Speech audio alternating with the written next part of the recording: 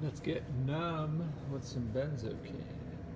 So benzocaine is the numbing agent in oral gel and other products, and used to cut cocaine because it has a numbing property like cocaine.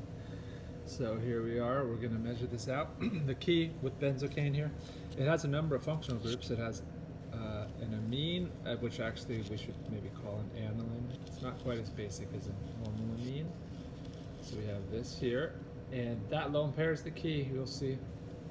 But we also have a benzene ring nonpolar and an ester with some polar and nonpolar. But the most important thing to focus on here is the aniline, which is like an amine. Let's measure it out. Here's our benzocaine. It's a white solid. Just like I said, most of our organic solids are white solids or yellow solids. So it's also referred to as ethyl 4-aminobenzoate. That's another name for benzocaine, the common name. So let's measure it out. We'll start off with our test tube, which I've labeled properly with a Ben for benzocaine, water, my initials and the date. Put it in the scale. Zero that.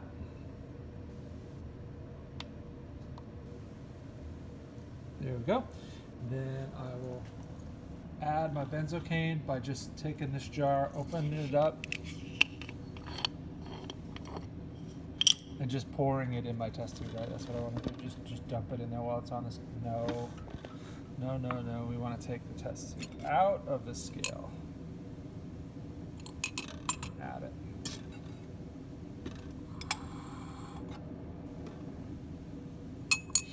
And I want to add about 0.3 grams again. It's very little. Oh, not 0.3, 0.03. 0.03 grams, and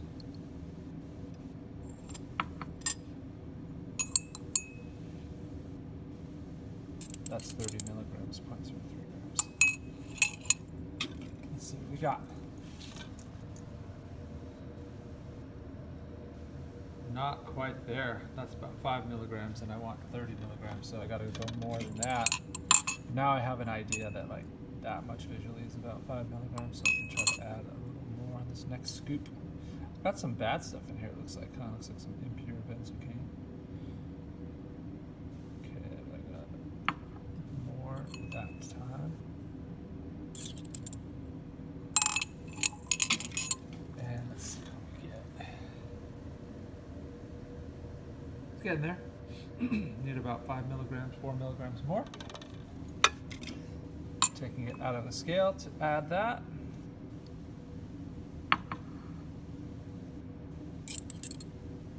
Okay, bet we're there now.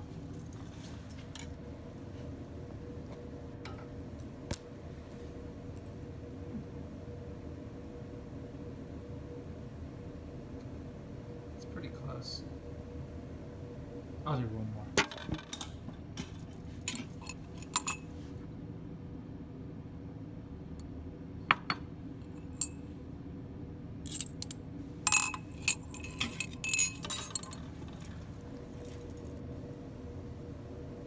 There we go. 30.1 milligrams. So right away I want to write that down. 30.1 milligrams, which of course is 0.03301 grams. Okay. We got it. Now I'll weigh out the same way for the sample that's going to have 1 molar NaOH, and the one that will start with just 1 molar HCl and then that will be made basic with 6 molar NaOH.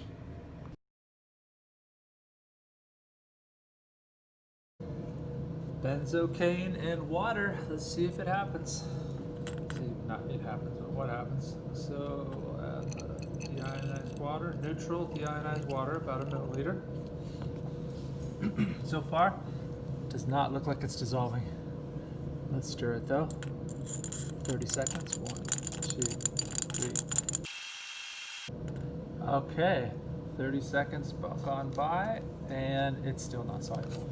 So I'm assuming it's 2.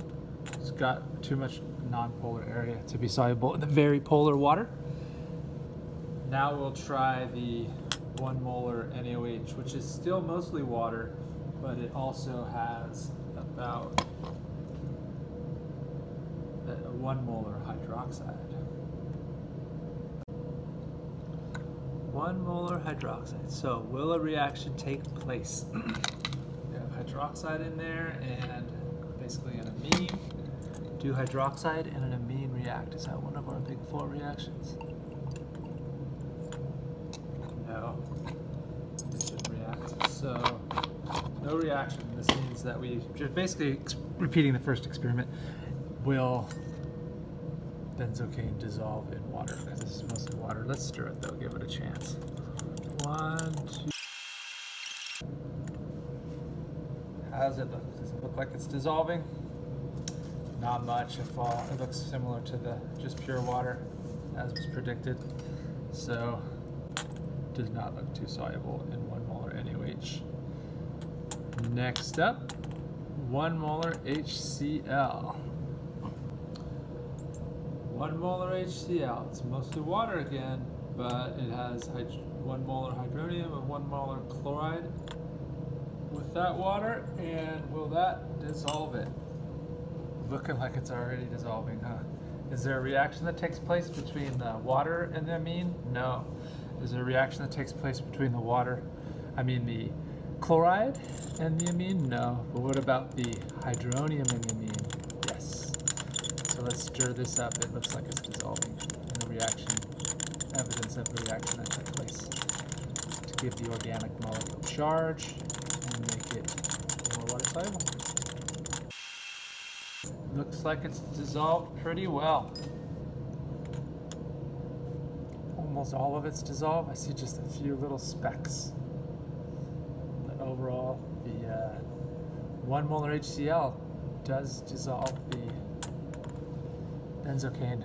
Actually, maybe improper to say it that way. I should say the 1 molar HCl reacts with the benzocaine to make it into its ammonium, which then dissolves. And now, we're not done yet. We're going to try to switch the pH on this.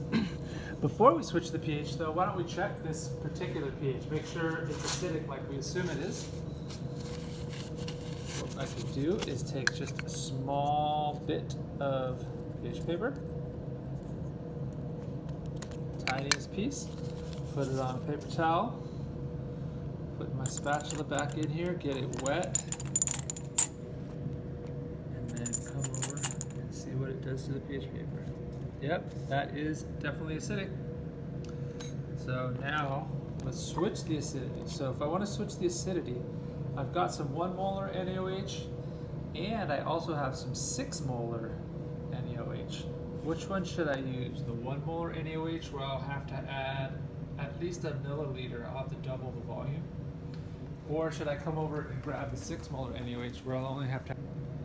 I'm going to be switching the pH of my 1 molar HCl solution with the 6 molar NaOH. So the 6 molar NaOH is pretty basic. If you get it on your fingers, you can feel it when you go wash your hands because your fingers will feel slippery for a long time under the water. The reason why is this sodium hydroxide, when it's this concentrated, it's strong enough to do what's called saponification of the fats and the oils of your skin. And so it's basically turning the oils on your skin into soap. So that's why it feels slippery when you wash your hands. You might have felt that if you did some titrations in general chemistry with a sodium hydroxide and you're washing your hands afterwards and it's all slippery for a while. It's just you're turning yourself into soap. So you want to be careful with that. Sodium hydroxide can be fairly dangerous in that it can react with your oils in your skin and other things. And it numbs you when it reacts with you. So you don't necessarily feel it right away, which could be bad because then you don't try to clean it up right away and get it off of you. So, but it's not too bad. So here you'll notice also our sodium hydroxide, unlike our hydrochloric acid, it is in a plastic bottle, not a glass bottle. And this little test tube on the side is plastic, holding a plastic pipette. The reason why is hydroxide, especially concentrated hydroxide, reacts with glass. Over time it eats away at the glass, so the glass will become more and more fragile, and if you set it down hard it might break. So you store 6 molar sodium hydroxide and higher in plastic bottles. If it's lower, if it's 1 molar NaOH, you can get away with having it in a glass bottle if you use it up quickly. Not too quickly, but quick enough. But this one, we did good with this. We're in a plastic bottle. Okay, so now let's add it drop-wise to our... I changed up our background picture because when the benzocaine is in this acidic solution as it is currently, it's protonated, it's an ammonium, and it is got a positive charge, and that's what we have. We have mostly water. This is dissolved now because of the charge. And when I add the hydroxide, which I'm about to do dropwise, the 6 molar sodium hydroxide, will it react with the ammonium first, pKa about 9, or the hydronium, pKa of about minus 1.7?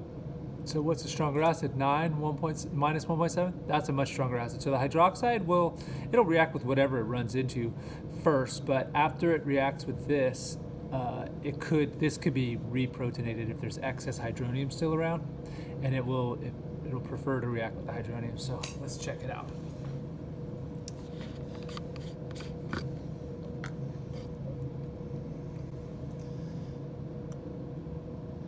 Okay, here we go, drop number 1. Okay, sliding down the side of the test tube. Oh, there it is, look at that. Nice, precipitate formed. Give it a little time, see what happens. Is it dissolving? It dissolved like magic. Let's do it again.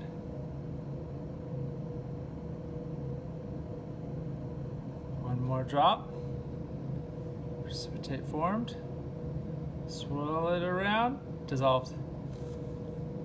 One more drop.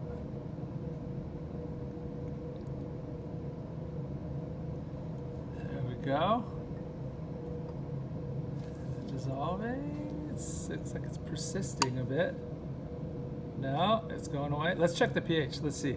So if it's all dissolved again, should the pH be acidic or basic? We'll see. So I'll take a tiny bit of pH paper, put it on a paper towel, stir up my solution, and check it over here. Still acidic. Yep, as predicted by me, hopefully you too. So here we go, let's add some more. Here's another drop. Boop, there it is. Precipitate. Oh, it's persisting. That might have been the drop to make it basic. Let's check. So it might already be a basic solution, or it may just be like neutral. Let's do this. Let's take a tiny piece of pH paper, put that on the paper towel, check our solutions. Acidity at this point. Still acidic. Ooh, look at that. Interesting. So I should keep adding. It must be like just acidic and not too acidic because it's precipitated. But let's add some more. There's another drop, 6 molar sodium hydroxide. I did 2 drops. Oh yeah, it looks like it's more precipitated out. And I can swirl it. It's pretty thick now. I'm going to take a tiny bit of pH paper again and check it once again. I want it to be basic, so I know that I precipitated out as much as possible. Oh, it's basic now. Yep. Those last couple drops did it.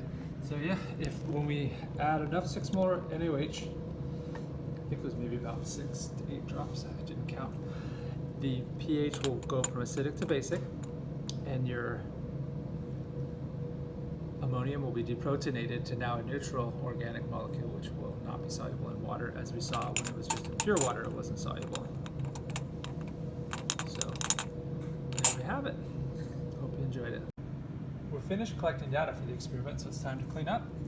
I've got a test tube here with the benzocaine and water. The benzocaine, even though we can eat that, it's an organic, it's not soluble in water. And this is a lot more than you would eat, I believe, so I say let's not put it down the drain. Same goes for the benzoic acid. We can eat the benzoic acid, but It's just in general, things that aren't soluble in water, let's put it in the waste container. So now the other way, and the other thing we have to deal with is we have some basic solutions. We got the 1 molar NaOH solution. This is just straight water. This is an acidic one, just neutral water. This one was made basic after it was acidic. This one was basic to begin with, and this one was just pure water. Okay. I feel like I'm missing one. Okay, well, I'll show you what we do. Let's start with the acidic one. So, yeah, these ones are interesting. So, I don't want to just put this in the waste container, even though it's not all that acidic. It's 1 molar HCl, but it's not that much moisture. But still, I want to quench it before we put it in the waste container. The way we do that is we use sodium bicarbonate, which is baking soda, which you use to cook with, baking soda. And the baking soda will neutralize the acid for us, and then we can put it in the waste container. So let's look at how that happens. So here's our sodium bicarbonate, NaHCO3, sodium bicarbonate or sodium hydrogen carbonate would be another way to say it, baking soda. So here it is, the Lewis structure of it, sodium bicarbonate. In the presence of hydronium, it gets protonated. Like that, to produce carbonic acid and water. So the hydronium was neutralized. This is an acidic molecule. Now it's water, it's not so acidic. And the carbonic acid is not as acidic as hydronium. So the carbonic acid, though, is not very stable. It decomposes to carbon dioxide and water. You've seen this a lot with, say, if you ever taken an airborne tablet, or when you drop the airborne tablet into water, it bubbles. It's a it's bicarbonate reacting with citric acid. They're two solids. When they dissolve water, they can then react, and it does this. So how does that work? This is one proposed mechanism for you. Let's say this bond swings over, deprotonates that, and then this bond swings that way to make a pi bond. That makes your CO2. This oxygen picked up that hydrogen, makes water. So it bubbles. So you got to be careful with this. The best way to do it is to put the sodium bicarbonate in a beaker. A bigger beaker's a good idea. You don't want to use an Erlenmeyer. I'll show you shortly why. But let's do it the proper way first. So I'll put some sodium bicarbonate in the beaker.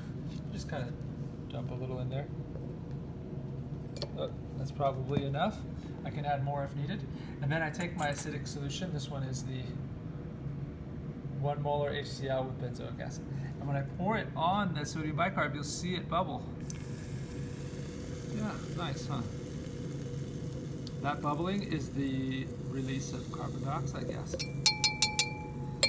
there we go. And then I can take my test tube and I'll rinse it out with a little more water. Pour that in too. And it's best to do this the way I'm doing it, adding my liquid to the solid sodium bicarb. And in a beaker, because if I didn't do it in a beaker, it might like volcano out of the beaker or out of the container. So like if I use an Erlenmeyer flask, I'll show you shortly, it could, as this CO2 gas is escaping, it can bubble up and out. So let's try another acidic one. Do I have another acidic one? 1 molar HCl, I just did that one. It's just water.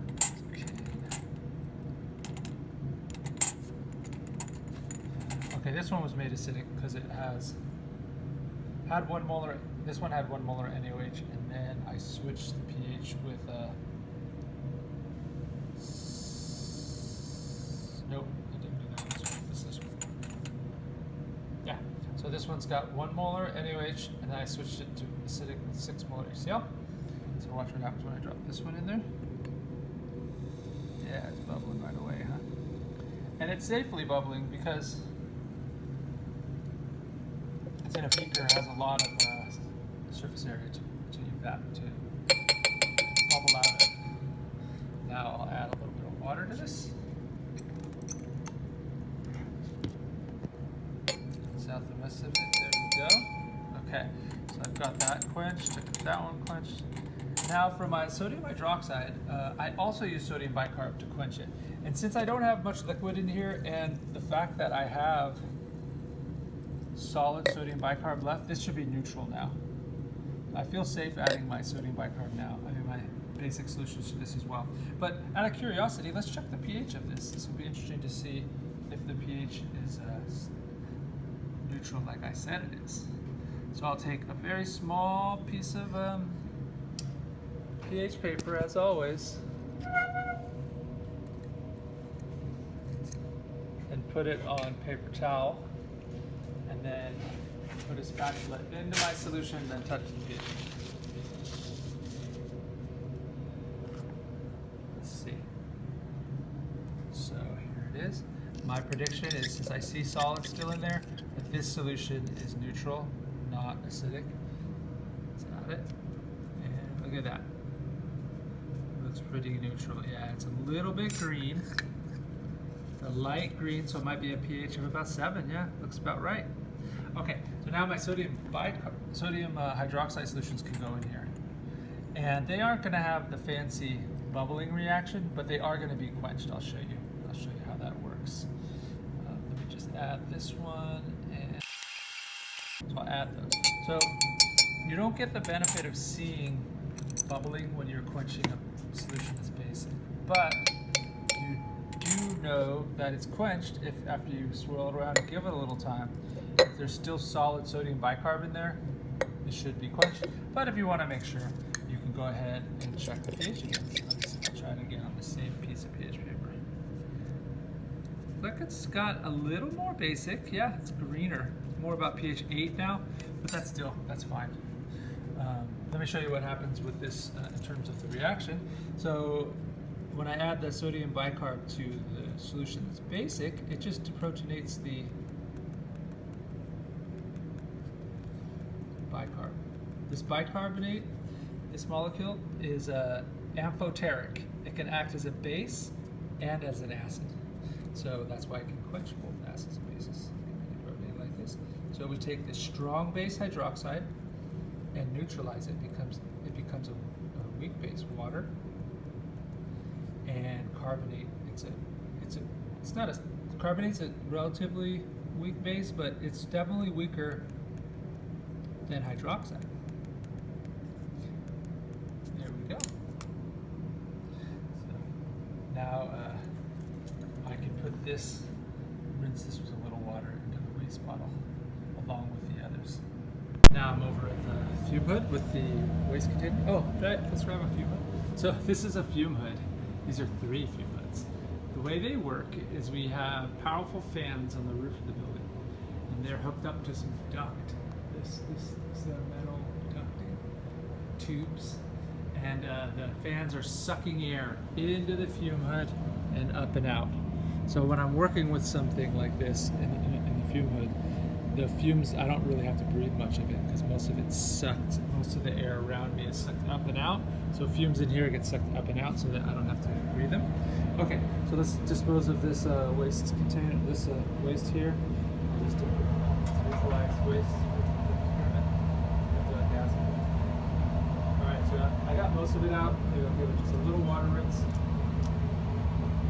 I don't want to use too much because it's expensive to get this waste container. I suppose that sometimes it costs you more money to dispose of your chemicals after you use them than it costs you to buy them in the first place.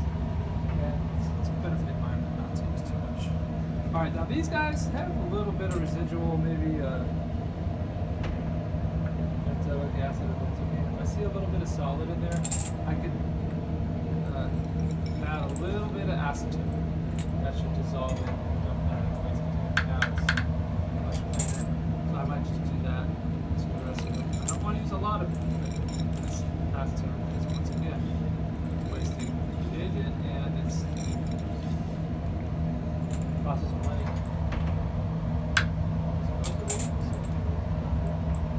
And then these guys, I'll let them air dry for a while to let the acetone evaporate. And then I think I'll give it a final wash with some water.